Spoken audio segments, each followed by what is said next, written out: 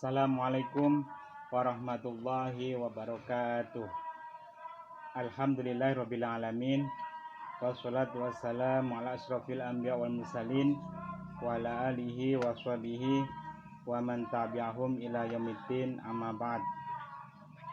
Kepada para pemirsa fbkiaiku.com yang berbahagia, para kaula muda maupun para pemirsa pada umumnya, alhamdulillah malam ini adalah seri ketiga dari fikih pernikahan Dhaul Misbah fi Bayani Ahkamin Nikah, karya seorang ulama kenamaan, pakar hadis, pakar fikih, pakar sejarah, Hadratus Syekh Kiai Haji Hasyim Asy'ari Tebuireng, Jombang.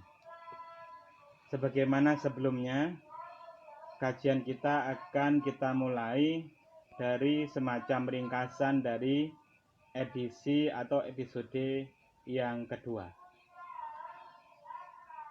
Hari ini memang kita fokus kepada kriteria calon istri. Nah, sebelum ke sana kita ulas sedikit beberapa kesimpulan dari kajian yang kemarin. Pertama, kajian kemarin ini kita pada hukum pernikahan. Yang kemarin hukum asalnya adalah boleh. Nah, kemudian terkadang menjadi sunnah kalau bagi orang yang kepingin, bronto, ingin. Itu mantakot nafsuhu ilal wad'i.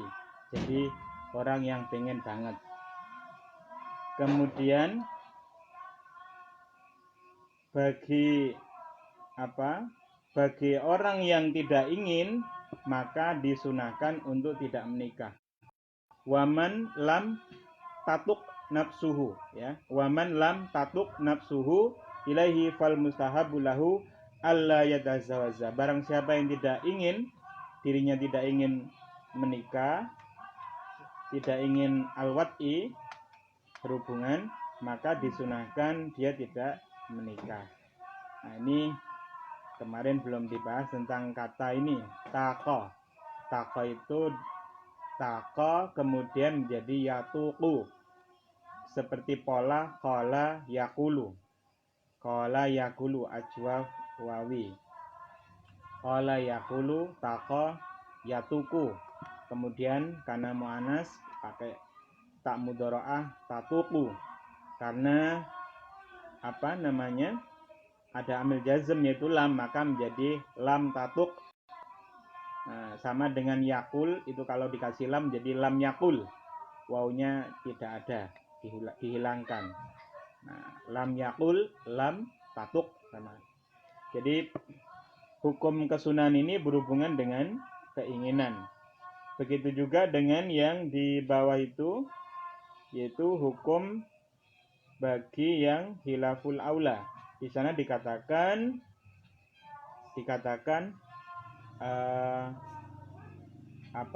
kaman takot nafsu ilaihi. Kemudian yang hukum makro dikatakan waqad yukrahu kaman lam tatuk nafsuhu ilaihi. Nah, ini juga tatuk, ya, jadi memang banyak dihubungkan dengan keinginan, kerinduan, kehendak yang kuat, apakah ingin al-wad'i, ingin menikah ataukah belum. Kemudian kemarin juga kriteria yang pertama adalah kita tidak menikah kecuali dengan zata dinin. Alla yatazawaja illa zata dinin.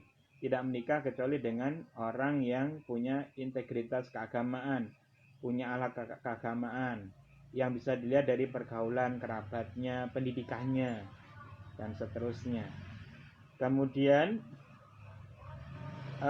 kita juga kemarin sudah membahas tentang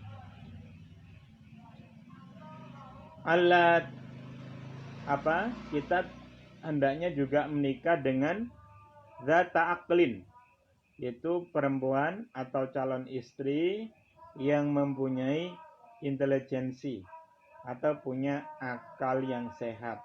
Nah, akal yang sehat. Jadi jangan sampai menikah dengan istri yang tidak standar intelijensinya, karena khawatir tidak akan sesuai dalam pergaulan. Padahal kita membutuhkan pergaulan yang ma'ruf, pergaulan yang baik, dan penghidupan yang baik, dan ini berlangsung lama. Mubasyarahnya ini pergaulannya berlangsung lama, makanya standar yang terpenting, kriteria pertama adalah punya akhlak, agama. Yang kedua adalah punya standar minimal kecerdasan atau punya standar akal sehat. Nah, sekarang para pemirsa kiaiku.com, kita beralih pada tema kita malam ini, yaitu problem yang keempat. Problem yang keempat. Ar-rabi'atu, problem yang keempat atau masalah yang keempat. Yustahabu antakuna az-zaujatu bikron. Disunahkan calon istri kita itu yang kemudian menjadi istri kita adalah seorang gadis, seorang perawan. Nah, jadi ini sunnah. Jadi menikah dengan gadis itu adalah sunnah.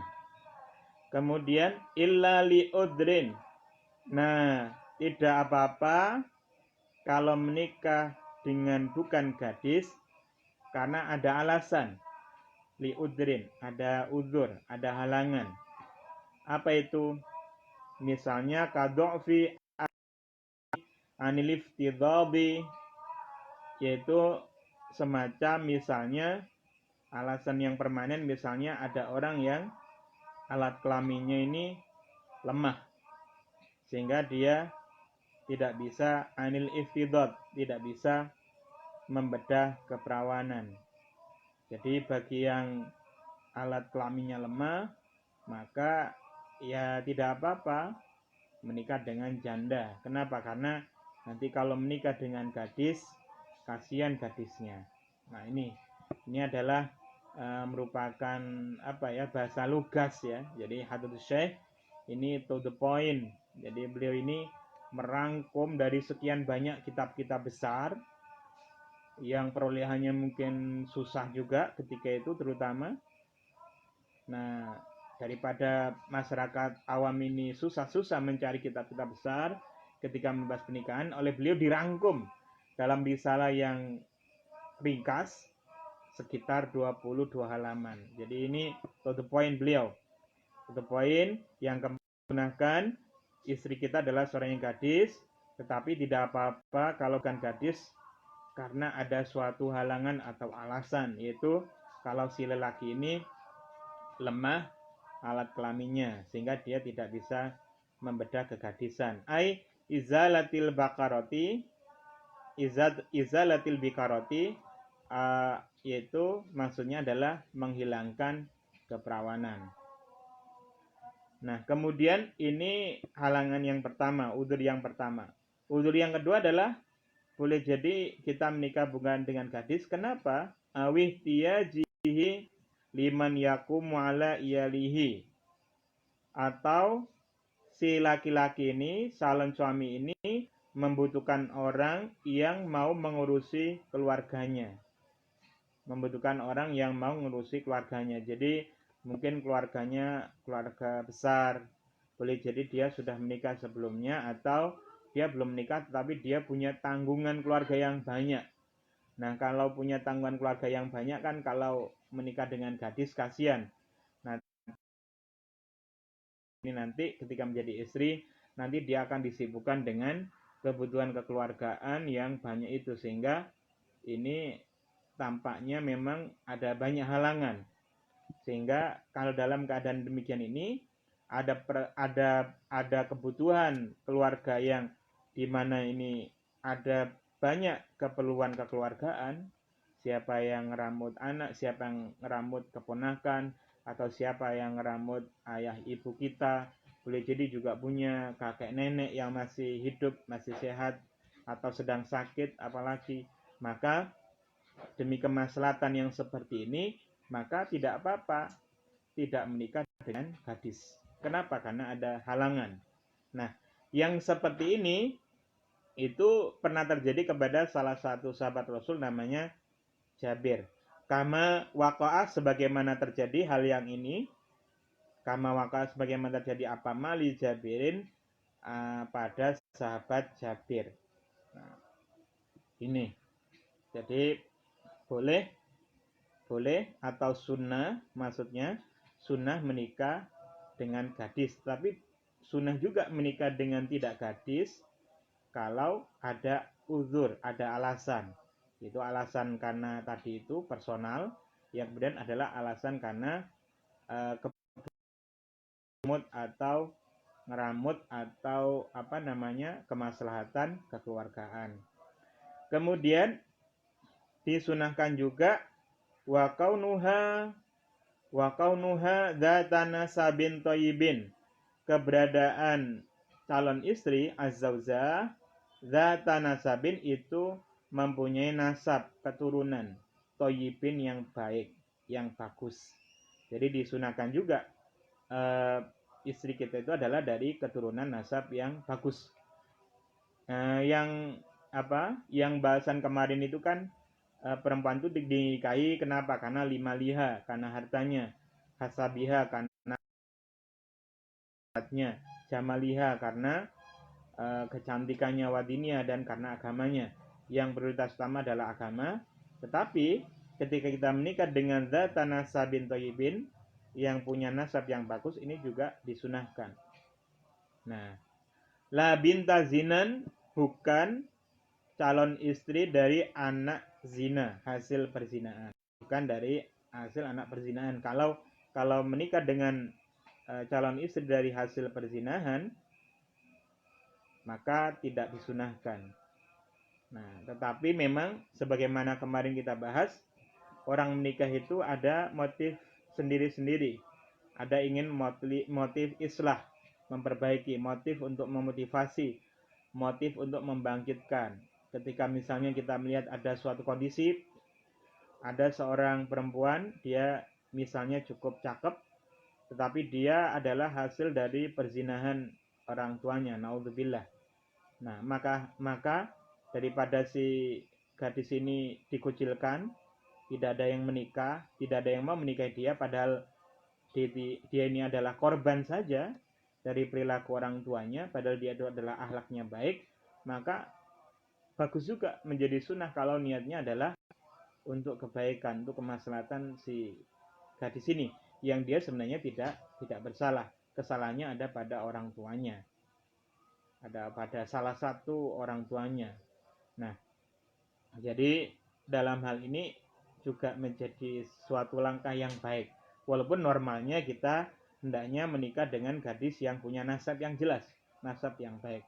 Tapi boleh jadi di suatu kondisi tidak bisa digeneralisasi, ada seorang yang butuh untuk menikahi binta zinan kalau ada kemaslahatan. Dia ditolak di mana-mana karena orang tahu dia adalah anak zina, maka kita melepaskan diri dari belenggu si gadis ini, kemudian kita menikahi dia. Kemudian wala binta fasikin, dan bukan gadis yang merupakan anaknya orang fasik. Orang fasik itu lawannya adil. Jadi kalau adil itu adalah orang yang proporsional. Kalau yang fasik itu adalah orang Islam, tapi dia terus-menerus melakukan kejahatan atau dia terus-menerus melakukan suatu kemaksiatan. Nah, dia melakukan terus-menerus. Jadi dia itu fasik. Jadi tahu bahwa itu tidak benar tapi dilakukan terus-menerus. Memang ya manusia itu punya potensi fasik masing-masing, cuma kadarnya yang berbeda-beda. Nah, kalau kadarnya ini sudah merupakan menjadi pembicaraan di masyarakat, oh begini, maka orang mengatakan, oh dia itu adalah fasik. Maka kita tidak dianjurkan untuk menikahi anak orang fasik. Tapi dalam keadaan tertentu, kita mengangkat keluarganya ini. Nah, wa misluhuma, yang sepadan dengan binta zinan, kemudian bintu fasik, al-laqitatu, yaitu perempuan atau gadis yang ditemukan. Jadi ada seorang gadis ditemukan di pinggir hutan. Mungkin dijatuhkan dari pesawat ya, atau apa. Intinya adalah al-laqithah. Itu gadis yang temuan. Ayah ibu tidak punya keluarga. Ini sebaiknya kita pada dasarnya menghindari yang seperti ini. Tetapi saya memberi catatan, dalam keadaan tertentu kita juga menjadi baik kalau kita menikah dengan yang seperti ini. Nah, tetapi pada umumnya, pada dasarnya sih disunahkan untuk tidak yang menikah yang seperti ini. Kemudian waman la yu'rafu laha abun, dan gadis yang tidak diketahui ayahnya. Jadi ada gadis tidak tahu ayahnya siapa. Nah, berarti kan wali nikahnya itu tidak ada wali nikah yang asas, yang pokoknya nggak ada. Nah, ini juga tidak dianjurkan kita menikah dengan dari keluarga yang tidak jelas ini. Kemudian disunahkan juga wa kaunuha kufuwan lahu. Disunahkan kita gadis atau calon istri yang sekufu, yang seimbang, yang selevel. Nah, tetapi ini ada perbedaan antara laki-laki dan perempuan. Jadi kalau perempuan itu menikah dengan yang sekufu itu adalah merupakan hak dia menikah dengan yang selevel, yang seimbang. Terutama adalah kufu dalam bidang akhlak keagamaan. Jadi kalau ada yang maksa gadis untuk menikah dengan orang yang tidak selevel, maka si gadis bisa menolak. Kenapa? Karena tidak selevel, tidak sekufu. Gadis baik-baik, lulusan madrasah, lulusan pesantren, tetapi menikah dengan pemabuk, menikah dengan orang yang fasik. Nah, tidak sekufu, maka dia punya hak untuk menolak perjodohan itu. Nah, tetapi juga tentang kufu dalam perekonomian. Jadi si gadis dari keluarga kaya menikah dengan suami yang mohon maaf kurang mampu dalam ekonomi. Dia berhak menolak gadis itu. Itu hak dia. Tetapi bagi laki-laki lebih longgar. Laki-laki itu kalau dalam hal kufu ekonomi tidak problem. Ada seorang laki-laki menikah dengan, mohon maaf, contoh saja dengan gadis yang kurang mampu, keluarga yang sederhana, keluarga yang melarat. Ya tidak apa-apa. Kenapa? Toh yang menjadi tulang punggung itu adalah si suami, tulang punggung. Dia yang menafkahi. Nah, kan ini adil, tulang punggung. Dan perempuan adalah tulang rusuk, sama-sama tulangnya. Yang tulang punggung adalah laki-laki, yang perempuan adalah bagian tulang rusuk dari laki-laki. Nah, aku tercipta dari tulang rusukmu. Nah, seperti itu. Jadi tetapi walau demikian, laki-laki ini juga disunahkan untuk menikah dengan yang sekufu dalam bidang keagamaan, dalam bidang ekonomi sosial. Sunnah. Tetapi nggak apa-apa kalau si suami menikah dengan yang tidak sekufu. Toh dia adalah ar-rijalu qawwamuna 'alan nisa. Suami itu adalah pemimpin keluarga. Jadi dia santai-santai saja bisa menikah dengan gadis yang ekonominya biasa. Putra kiai menikah dengan gadis bukan dari pesantren, ya tidak apa-apa juga. Ia menikah dengan gadis mu'alaf juga tidak apa-apa. Nah, ini dalam pertimbangan-pertimbangan tertentu. Nah, misalnya adalah kalau si laki-laki ini mampu mendidik si perempuan ini, kalau hal ini dalam bidang pengetahuan keagamaan, atau si perempuan ini diketahui bahwa dia adalah seorang pembelajar yang baik. Maka kalau sudah modelnya pembelajar yang baik, maka dia bisa diarahkan. Nah, yang demikian ini anjuran agar kita menikah dengan perempuan yang sekufu, yang seimbang, lahu bagi si suami ini adalah 5 sahahu al-hakim. Itu karena ada hadis ini hukumnya adalah hadis ini statusnya sahih. Yaitu hadis riwayat dari Imam Al-Hakim dari kitab beliau Al-Mustadrak ya. Yaitu hadis dari min hadis Aisyah. Yaitu hadis yang berasal dari Sayyidah Aisyah. Salah satu sangat cerdas sekali. Marfu'an yang status hadisnya adalah marfu'. Berarti hadis marfu' berarti dinisbatkan, disandarkan kepada Rasulullah SAW. Nah, ini kalau hadis marfu' itu dinisbatkan kepada Rasulullah. Kalau berhenti kepada sahabat namanya hadis mauquf, berhenti. Nah, hadisnya apa? Tahayyaru li nutofikum wangkihul akfa. Tahayyaru. Pilihlah kalian wahai laki-laki linutofikum untuk nutfah kalian. Wangkihu dan nikahlah kalian al-akfa pada para perempuan yang sekufu. Jadi ini kesunahan. Jadi hukum dasarnya begitu. Wahai para laki-laki, milihlah untuk benih keturunanmu. Pilihlah untuk benih keturunanmu, jangan sembarangan. Dan sembarangan menikah dengan orang yang tidak jelas, yang keturunannya tidak jelas. Karena itulah takhayyaru linutofikum. Kemudian yang kedua, wangkihul akfa, dan nikahlah dengan yang selevel, yang sekufu. Nah, ini anjuran Rasulullah SAW. Ya, dalam Al-Quran kan ada kan untuk yang baik, yang jelek untuk yang jelek. Kemudian yang kesunahan berikutnya adalah waqonuha waludan. Adanya perempuan itu, si istri itu adalah waludan, yaitu punya potensi, punya anak, punya banyak anak. Jadi hendaknya diketahui dari keluarganya, apakah dari keluarga yang keturunannya berkembang atau tidak. Kalau sudah diketahui dari keluarga yang berkembang keturunannya, ya berarti dia termasuk waludan, yaitu keluarga yang berpotensi punya anak. Tetapi kalau dari keluarga yang punya potensi anak banyak, tetapi kemudian pada berjalannya si istri belum punya keturunan, maka bersabar saja. Masing-masing punya ikhtiar, punya doa, dan la yukallifullahu nafsan illa wus'aha. Allah itu tidak membebani nafas diri kecuali semampunya. Jadi kalau belum diberi keturunan, maka sabar saja, ikhtiar berdoa. Itu adalah kesempatan yang indah untuk memperbaiki kualitas pernikahan. Kenapa? Karena menjadi orang Islam itu enak. Dalam keadaan apapun itu ada hikmahnya, ada kebijaksanaannya. Punya anak banyak, ada hikmahnya.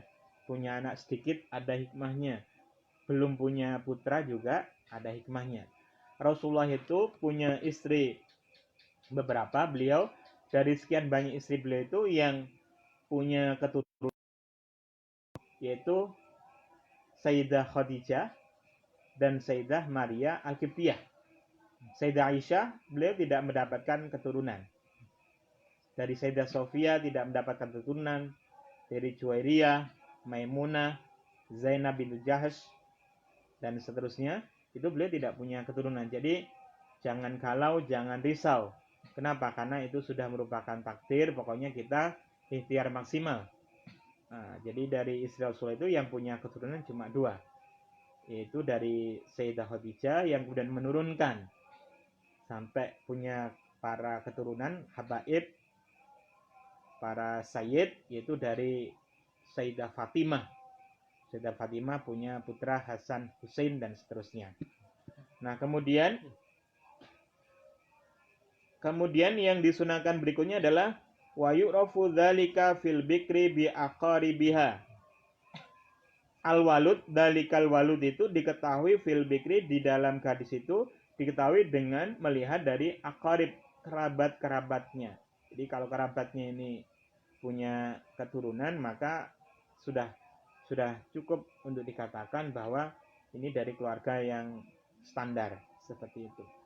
Wa qaunuha wadudan. Nah, dan disunahkan kita menikah dengan perempuan yang punya kasih sayang besar. Kasih sayang besar itu itu punya beberapa makna. Wadud dari kata wudun. Nah, wudun. Nah, ini kalau kita bahas cinta, ini banyak sekali aspeknya. Di dalam bahasa Arab itu istilah cinta itu saja itu ada sekitar 50 istilah. Bayangkan 50 istilah untuk menggambarkan ekspresi cinta. Salah satunya adalah wud, ada hub, dan seterusnya. Nah, wadud itu maknanya yang pertama adalah perempuan itu mencintai suaminya. Kalau belum menikah berarti dia mencintai, berpotensi mencintai atau punya benih cinta kepada suaminya. Nah, kemudian yang kedua yang tidak kalah pentingnya adalah potensi mencintai keluarganya atau mencintai anak-anaknya. Jadi beruntunglah kita kalau punya istri yang open dan open terhadap keluarga. Sayang kepada anak, sayang kepada suami. Nah, ini juga sama. Posisi pada laki-laki yang baik adalah laki-laki yang wadud, yaitu sayang kepada istrinya dan sayang kepada anak-anaknya. Jadi kalau ada keseimbangan begini, ya adalah sebuah pasangan ideal sebagaimana Sayyidina Muhammad dengan Sayyidah Khadijah, Sayyidina Ali Ibnu Abi Thalib dengan Sayyidah Fatimah Az-Zahra. Kemudian lihabari tazawwaju. Jadi anjuran untuk menikah dengan al-wadud itu sesuai dengan adanya khabar hadis, yaitu berbunyinya tazawwaju nikah kalian al-waludah. Nikahlah kalian pada perempuan yang berpotensi punya banyak anak. Al-waduda, dan menikahlah dengan perempuan yang punya potensi asih, punya kasih sayang yang besar. Ini. Nah. Kemudian Rasulullah meneruskan, fa ini mukasirun bikum al-umama yaumal qiyamati. Fa ini sesungguhnya aku mukasirun itu apa? Ngakehaken, memperbanyak, membanggai banyak bikum dengan kalian semuanya umat nabi-nabi yang sebelumnya yaumal qiyamah, diukur kondisi situasi. Kalau situasi sekarang pada umumnya kita tentu saja ada usia minimal yang ideal. Katakan kalau dulu usia 17, mungkin sekarang usianya ya 19-20 begitu kira-kira. Kenapa? Karena ada produksi si istri dia harus juga dipersiapkan supaya dia siap mengandung. Apalagi secara kedewasaan mungkin suatu zaman dengan zaman itu berbeda. Anak-anak sekarang ini kalau yang gadis-gadis itu sibuk sekolah. Sehingga pendidikan kekeluargaan ini jangan menikah dengan gadis pada umumnya di usia-usia yang masih minim. SMP dinikahi, SMA dinikahi, ya jangan. Kenapa? Karena mereka masih sibuk dengan belajar. Ya menikah dengan ya setidaknya mahasiswi, yang usia mahasiswi, usia 18, 19, ya 20, 21 seperti itu. Kenapa? Karena pendidikan pra pernikahan ini juga penting. Kenapa? Karena ketika masing-masing orang ini sibuk ya, suami sibuk dengan bekerja, mungkin ibunya juga ibu karir, kemudian anaknya tidak ada yang mendidik ini secara kekeluargaan, tidak ada yang ngajari masak. Tidak ada yang ngajari masak sehingga banyak fenomena calon istri yang tidak pandai masak. Ya, kalau istrinya itu punya suami anak pesantren, terutama pesantren salah, atau anak-anak santri dulu itu enak. Kenapa? Karena anak santri, terutama zaman dulu itu, sudah dibekali memasak. Jadi karena suatu kondisi, para suami-suami itu justru kadang-kadang malah lebih hebat masakannya daripada istrinya. Tetapi istri bisa belajar terus untuk memasak. Nah, pendidikan keluarga ini kurang belajar memasak, belajar tata rias, kecantikan, kemudian belajar bagaimana bergaul dengan suami. Kebutuhan pendidikan pra keluarga ini penting. Makanya perlu digagas yang semacam ini. Nah, semacam bisa, tetapi kursus tidak harus diformalkan. Intinya intinya dipastikan sebelum nikah di usia yang cukup menurut ukuran standar, kemudian ada pendidikan pranikah. Nah, ini sangat penting. Kenapa? Karena banyak juga terjadi perceraian di pernikahan siap. Jadi nikah itu bukan model satu-satunya. Jadi ada dua orang yang saling mencintai tetapi secara pendidikan mereka belum terbiasa. Sehingga karena usia masih muda, masih hijau, kemudian mereka berpisah. Ya boleh jadi bukan salah mereka, tetapi karena memang mereka belum disiapkan untuk menjadi proses kebersamaan. Kenapa? Karena menikah adalah muasyarah yang sangat lama, yang itu butuh kedewasaan pikiran dari masing-masing pihak. Kemudian disunahkan juga menikah dengan khafifatal mahri, yaitu perempuan yang tidak menuntut mahar yang besar, yaitu perempuan yang maharnya itu ringan. Nah, ini sudah dicontohkan oleh Rasulullah. Ada seorang sahabat yang tanya kepada Rasulullah, "Wahai Rasulullah, saya tuh ingin menikah tapi saya nggak punya harta yang cukup. Kamu punya apa?" "Ini ada cincin dari besi." "Ya udah, nikah aja dengan mahar cincin besi." Nah, ini kan kesederhanaan. Bagi yang hafal Quran, bagi yang hafal ini bisa juga maharnya adalah mengajari istri membaca Quran, nah, atau menghafalkan di hadapan. Nah, ini bisa juga. Tapi kalau bisa bagian dari keseriusan ya ada yang bentuk nominal, ya standarnya lah. Kalau tidak bisa ya di bawah standar tidak apa-apa, tapi sebaiknya dimusyawarahkan kepada calon istri atau keluarga supaya tidak ada yang salah paham. Kemudian la mutallaqatan, tidak disunahkan untuk tidak menikah dengan perempuan yang ditolak. Yarghabu fiha mutallikuha, di mana perempuan yang ditalak ini masih disukai, masih dicintai oleh yang mentalak. Jadi kita tidak dianjurkan menikah dengan janda yang mana janda ini masih dicintai oleh suaminya. Jadi ada perceraian karena bercerai bukan karena meninggal tapi karena perceraian pisah. Maka kita tidak dianjurkan menikah dengan janda yang masih dicintai oleh suaminya. Kenapa? Karena suaminya juga boleh jadi masih berharap dan masih mungkin menikah dengan yang perempuan yang ditolak ini. Nah, kita tidak dianjurkan. Kenapa? Karena juga ada bahayanya. Bagaimana misalnya si mantan suami ini cemburu. Daripada golek molo, kata orang Jawa, daripada cari masalah ya sudah, nggak usah yang seperti itu. Jadi cari yang lain saja. Au targhabu fihi, atau si mantan suami ini tidak ada hubungannya dengan dia masih cinta, tetapi si perempuan ini, si mutallaqah ini masih mencintai mantan suaminya. Au targhabu, utawa demen atau suka siapa mutallaqah, ya mutallaqah fihi, di dalam mutalik. Jadi ada perempuan yang sebenarnya masih mencintai mantan suaminya. Ini kalau diteruskan dalam pernikahan, wah ini bisa juga ada problem ini sewaktu-waktu ternyata si istri ini masih punya rasa kepada mantan suaminya. Atau dalam kondisi yang tadi itu, yang pertama, si mantan suami masih punya perasaan kepada perempuan itu. Nah, ini makanya mantan itu problem sendiri itu, mantan. Jadi buanglah mantan pada tempatnya. Jadi buanglah mantan pada tempatnya, ya udah, nggak usah dipilih gitu, harus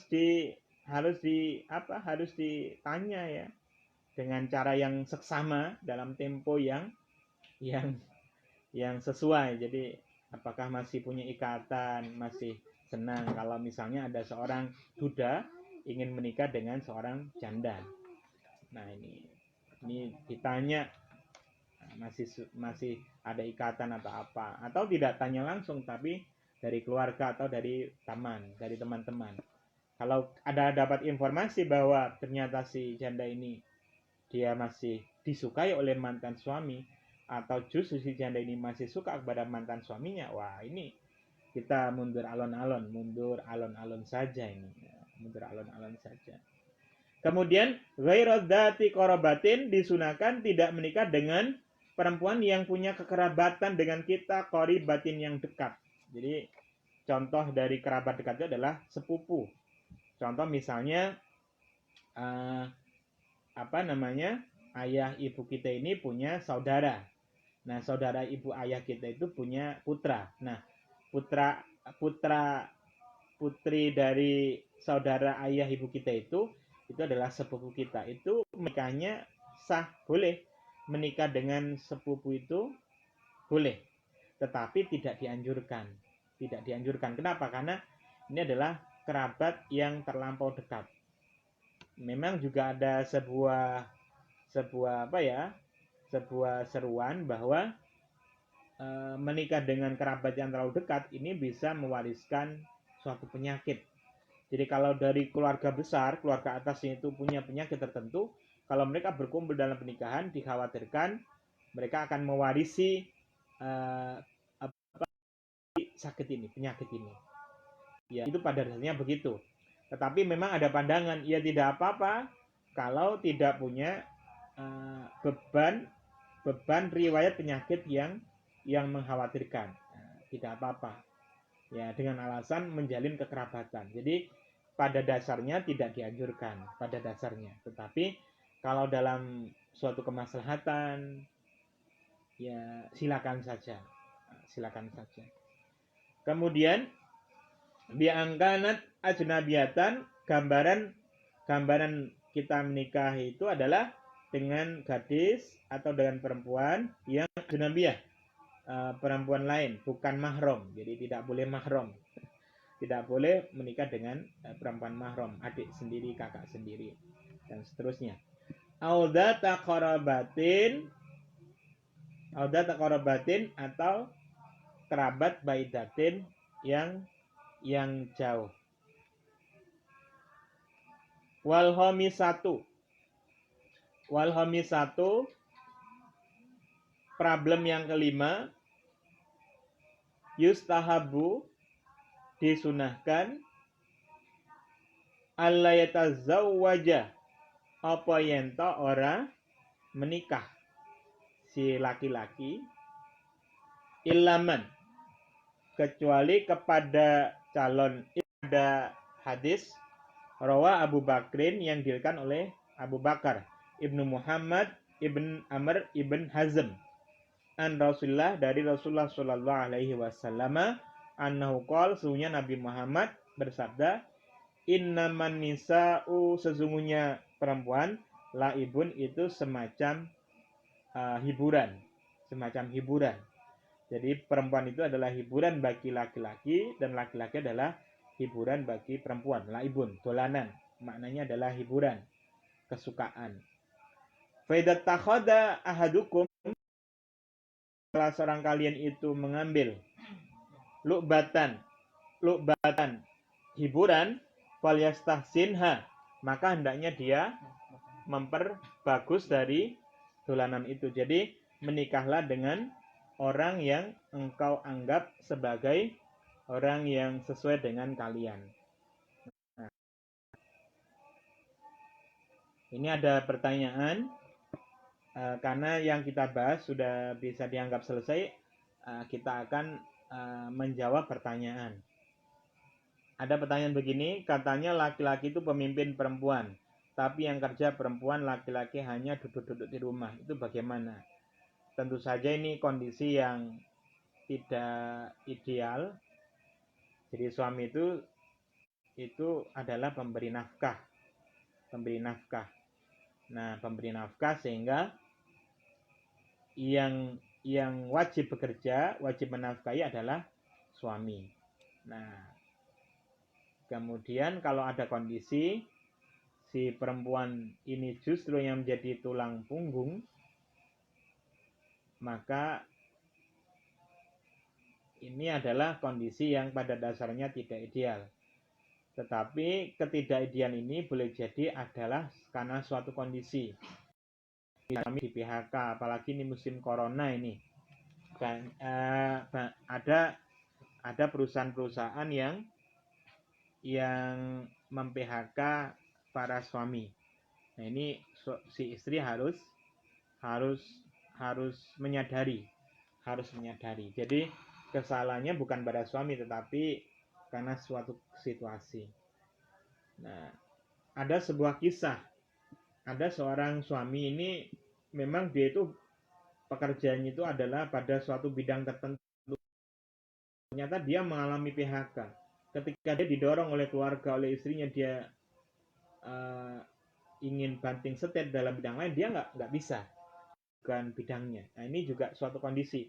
Maka dalam hal ini si istri hendaknya memberi motivasi terus, jangan jauhkan suami dari hatimu, tapi terus dibimbing dia, jangan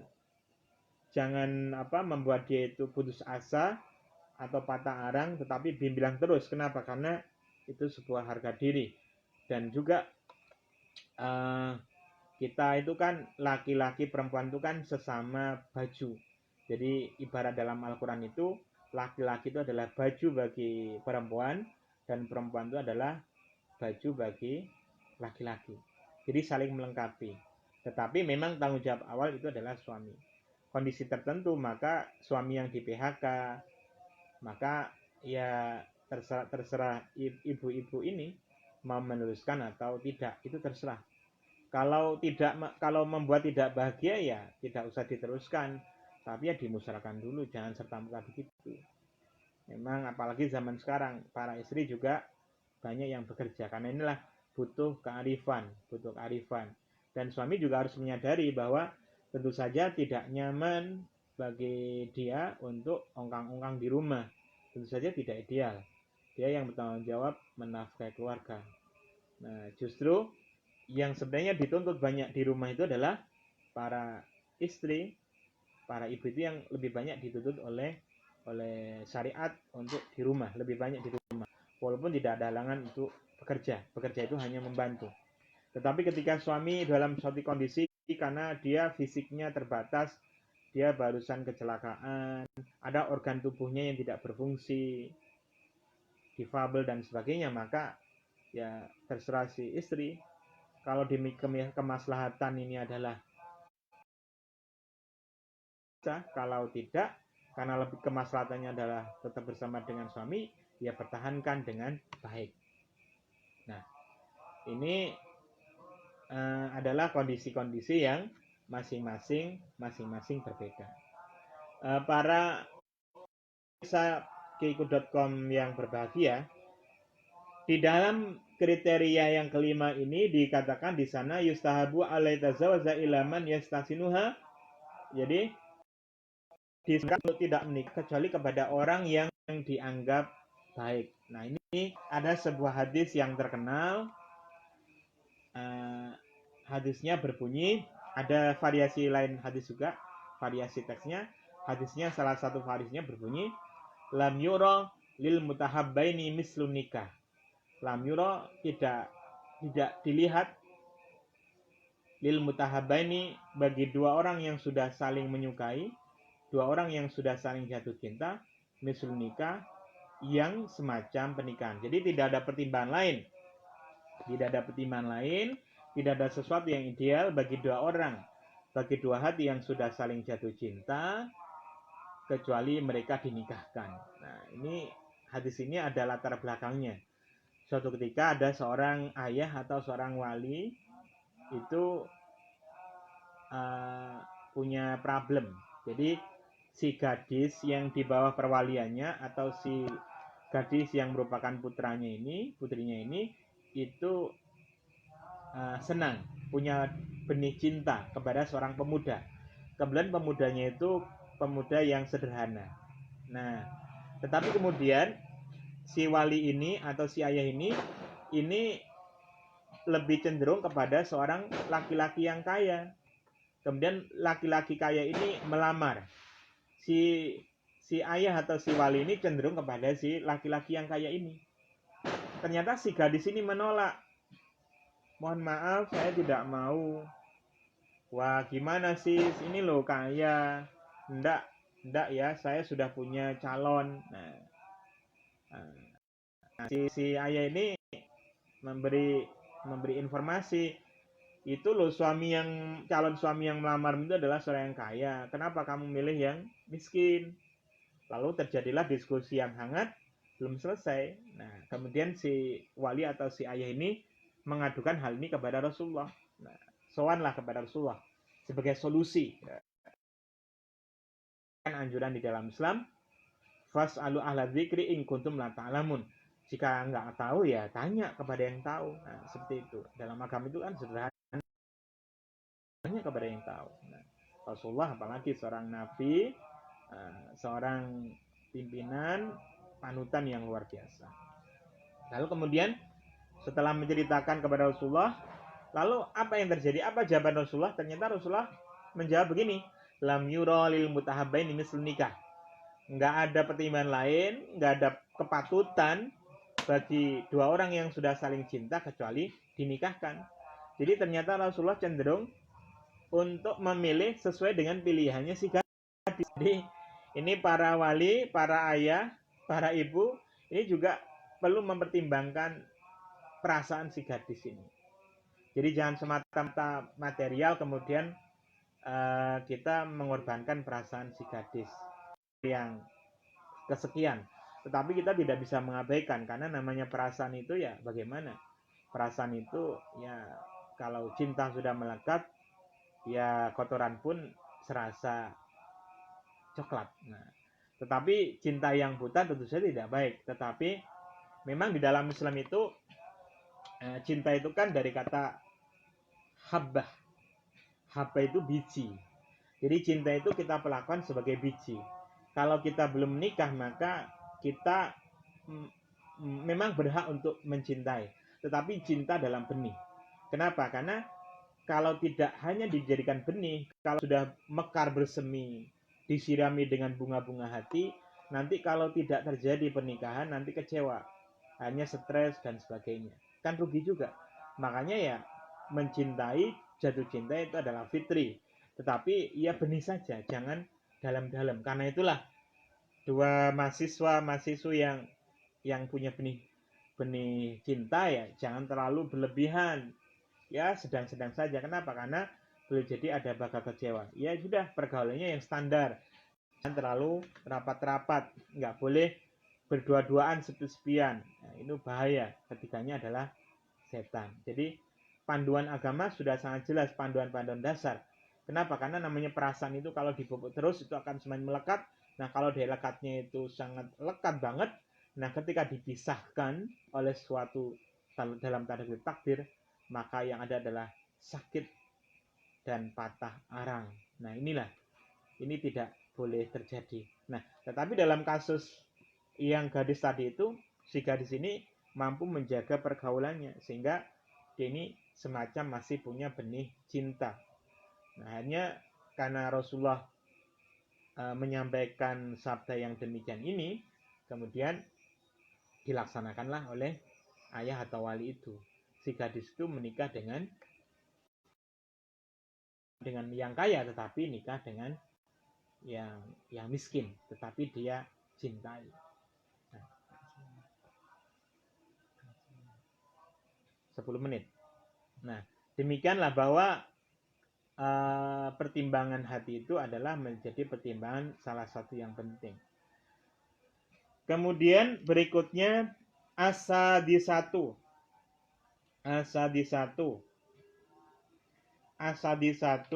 yang keenam, idza rada nikah hamratin, ketika laki-laki itu ingin menikah dengan seorang perempuan, fayusannu ayang dura ila wajha, maka laki-laki itu disunahkan melihat ila wajhiha, melihat wajah perempuan itu, wa kaffaiha, dan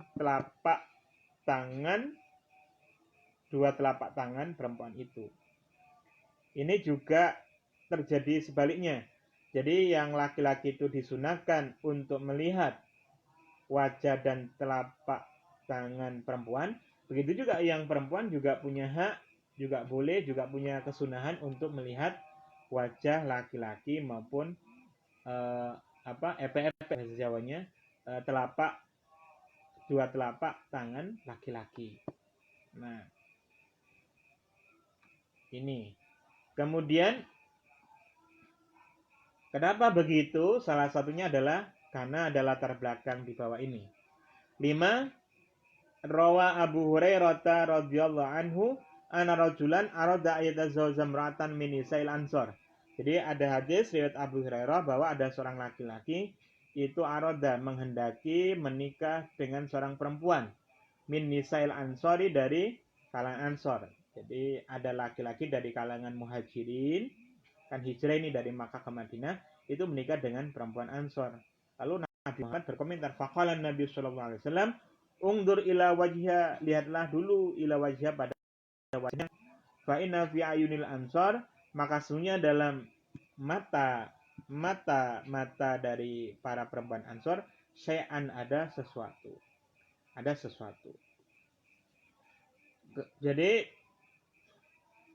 Jadi aspek melihat wajah ini adalah merupakan perwakilan dari keindahan fisik. Jadi keindahan fisik dari laki-laki maupun perempuan itu bisa diwakili dengan wajah. Apalagi juga ada penelitian bahwa bentuk wajah itu juga mencerminkan kepribadian. Misalnya batuknya yang lebar. Ada yang mengatakan ini karena ini kaitannya dengan ilmu kejiwaan, ya bisa berkembang, boleh jadi berubah atau sebagainya ya. Tetapi perkembangan yang ada adalah batuknya yang lebar itu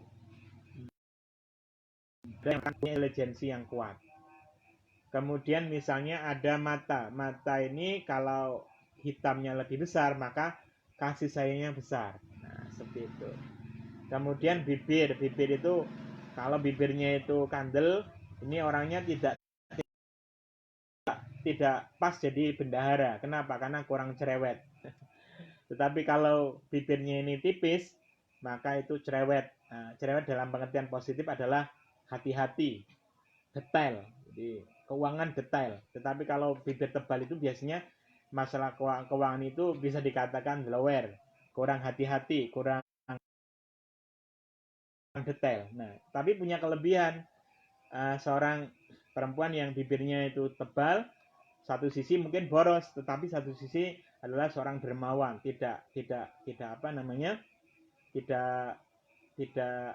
medit. Nah, ini punya masing-masing punya perbedaan. Kemudian hidung yang lebih dekat kepada bibir, kata ilmu ini, itu adalah jiwa yang tidak pilih kasih, tidak sombong. Tetapi kalau hidung ini semakin jauh dengan bibir, maka dia adalah pribadi yang pilih-pilih. Sama seperti alis juga, ada penelitian katanya kalau alisnya ini terlalu jauh dengan mata, maka juga begitu, suka pilih-pilih. Mungkin karena sering begini-begini sehingga pilih-pilih. Nah, juga telinga. Kalau laki-laki ini misalnya telinga itu kalau kecil dia ini suka mendengarkan, peka, seperti itu. Nah, ini ada banyak kajian. Nah, kemudian dagu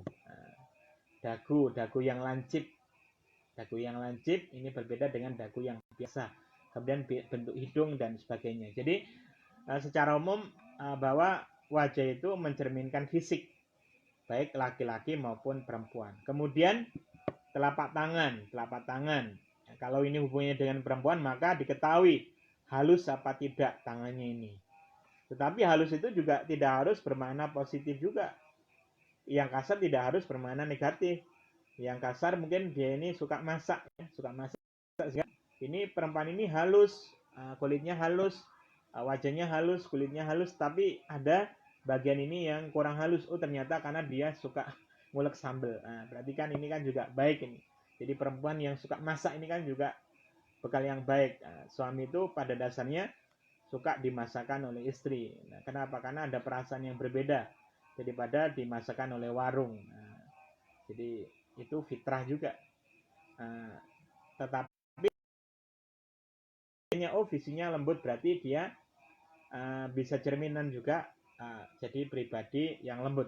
Tetapi juga ada penelitian juga yang telapak tangan misalnya, kalau garisnya ini berpadu menyatu, ini berarti adalah seorang yang layak dijadikan istri, atau suami yang layak dijadikan, laki-laki yang layak dijadikan suami. Jadi namanya garisnya ini tidak putus, tapi ini nanti silakan dipelajari dalam ilmu seperti itu. Tidak harus jadi pedoman, cuma menjadi bagian penting dari dinamika kehidupan.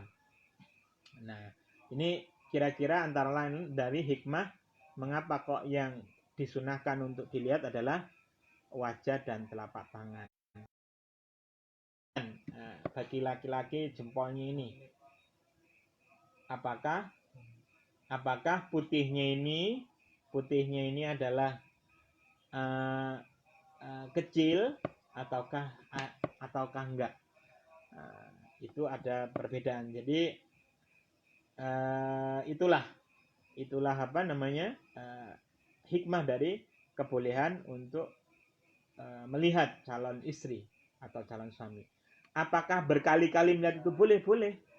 Jadi sampai dia ini menjadi mantap, jadi lihat. Kalau sekarang ini foto, walaupun kalau mau lebih pasti adalah lihat langsung. Nah, kalau lihat foto kadang-kadang lebih indah fotonya daripada aslinya. Tetapi juga kadang-kadang begini, orang itu aslinya itu lebih indah daripada fotonya. Jadi foto itu bisa mewakili, bisa juga tidak mewakili. Jadi kalau kesulitan melihat langsung, maka melihat foto atau melihat gambar gerak, itu videonya. Apalagi zaman sekarang ini bisa diakses dengan mudah. Saya juga pernah ini ada dua ini teman, ini tidak pernah bertemu, lalu kemudian ingin dikenalkan, Pak mau dikenalkan, ternyata mereka kenal lewat Facebook. Kemudian dari Facebook mereka kemudian ta'aruf, kenalan. Tidak lama kemudian karena saling cocok begitu, yang cowok juga bagus, yang cewek juga bagus, maka kemudian mereka menikah. Ini saya juga, wah inilah zaman sekarang, karomah teknologi. Jadi teknologi itu mempermudah. Ini salah satu cara. Ada juga yang cara lewat menyerahkan kepada kiai, kepada ustadz, kepada orang yang dipercayai, pada tokoh masyarakat. Ini ada banyak cara dalam pernikahan. Jadi ada hikmah ini supaya apa? Supaya bisa melihat, Kenapa? Karena menikah itu adalah urusannya tidak hanya 1 hari 2 hari, tetapi menikah itu adalah bagian dari hiburan. Karena itulah dikatakan laibun. Perempuan jadi hiburan bagi laki-laki, dan laki-laki hiburan jadi bagi perempuan. Sehingga hiburan yang baik adalah hiburan yang saling cocok di hati, kecenderungannya di hati masing-masing. Saya kira demikian, kita akhiri demikian. Kalau ada kekeliruan mohon maaf, untuk dibetulkan. Wassalamualaikum warahmatullahi wabarakatuh.